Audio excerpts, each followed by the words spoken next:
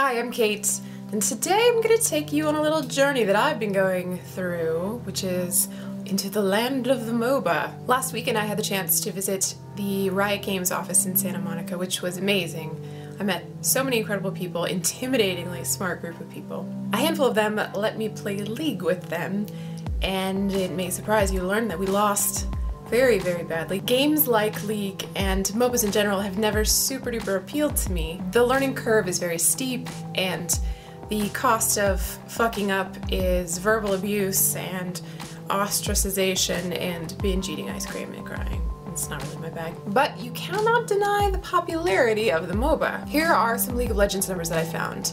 They report that they have 67 million players per month. That's twice as many as they had 2 years ago, which was mind-boggling back then. They have 27 million players playing every day, and during each day's peak time they have 7.5 million people online at the same time. This is the biggest game in the world by a huge margin, not just MOBA, but games in general. The second biggest MOBA, I believe, is Dota 2, and they are approximating 1 million plays per month.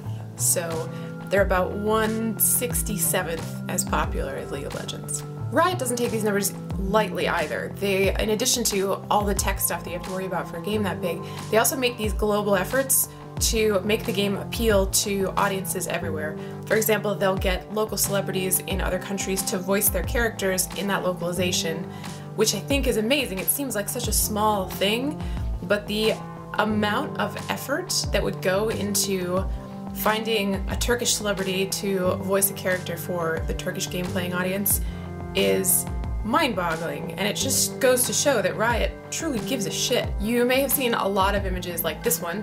This is the League World Championship in Staples Center in 2013. This is just a normal thing to see when it comes to esports these days. Huge crowds, giant displays, and enormous,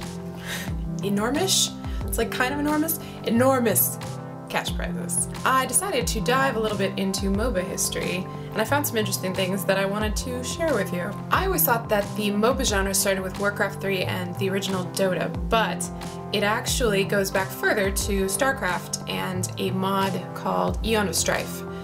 I also thought that MOBA was just the term for it, but apparently pre-Riot they were all of these games, this type of game was referred to as Dotas. Like that's just the genre title. And it was actually Riot who came up with the acronym MOBA. When Dota 2 was released, rather than referring to it as a MOBA, Valve decided to refer to it as an action real-time strategy game. And just to add to the confusion, Blizzard refers to its MOBA, Heroes of the Storm, as a hero brawler, but approximately all of these things are the same. It's kind of crazy to think that this genre that has picked up so much attention and headlines and dollars came out of the modding community.